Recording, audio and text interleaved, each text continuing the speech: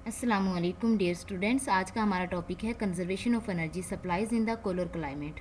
Polar climate में energy की supplies का तहफ़्फ़ुज़। कंजर्वेशन का मतलब है making the best use of energy supplies के एनर्जी की सप्लाईज का बेहतरीन इस्तेमाल करना। In colder part of the world it is important not to waste fuel. दुनिया के ठंडे हिस्सों में ये ज़रूरी है कि फ्यूल को ज़ाया ना करें। इन होम्स घरों में, इन व्हीकल्स गाड़ियों में, और इन इंडस्ट्रीज़ और इंडस्ट्रियों में। When energy used for heating scapes, heat release करने के लिए जब हम एनर्जी इस्तेमाल करते हैं, it is lost into the atmosphere, तो ये एटमॉस्फेयर में लॉस्ट हो जाती है।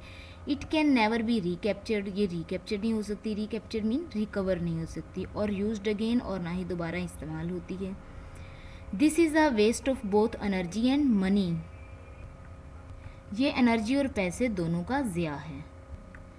Insulation helps, heat lose can be reduce, heat के लूज को हम कम कर सकते हैं by insulating the roof and the walls of the house, अपने घरों की छत और दीवारों को इंसुलेट करके।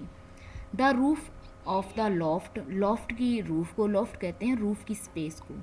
And the cavity in the walls can be filled with the material such as glass fibres और मिनरल फ्यूल्स। हम अपने इंसुलेशन के लिए अपने घरों की छत को और दीवारों की कैविटी को ग्लास के फाइबर से और मिनरल वूल के साथ फिल कर सकते हैं, which is difficult for the heat to pass through, जिसकी वजह से हीट के लिए मुश्किल हो जाएगा कि वो उसमें से गुजरे।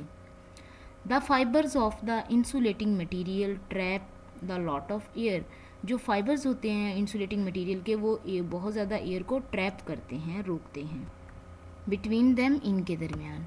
Air is a poor conductor of heat, air क्योंकि पोर कंडक्टर है हीट का। And so not much energy escapes, इसलिए ज़्यादा एनर्जी रिलीज नहीं होती।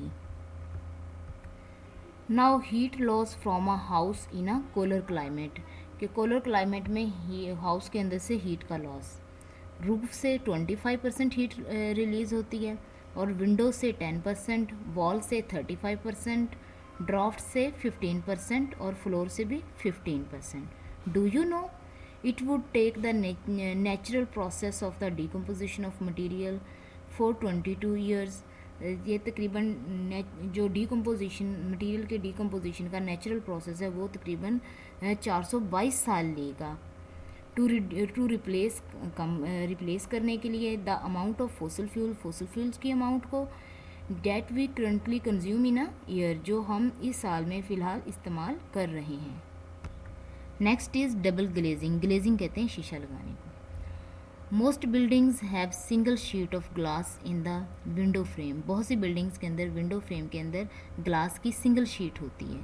Heat can be conducted through the glass, जिसकी वजह से हीट उस ग्लास में से कंडक्ट होती है, and lost to the air outside, और बाहर हवा में ज़ाया हो जाती है। टू प्रिवेंट दिस, इस हीट को ज़ाया होने से बचाने के लिए a second sheet of glass can be used in the window, window के अंदर ग्लास की एक और शीट लगा दी जाती है। This is called double glazing, इसे हम डबल ग्लेजिंग कहते हैं।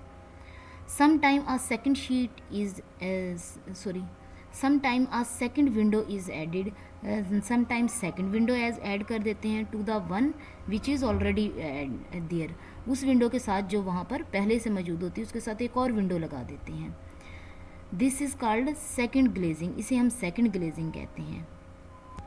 ग्लेजिंग के 2 मेथड्स होते हैं। एक तो ये कि जो एक हमारे पास विंडो लगी हुई है जिसके अंदर सिंगल ग्लास है, उसके साथ एक और विंडो लगा दें।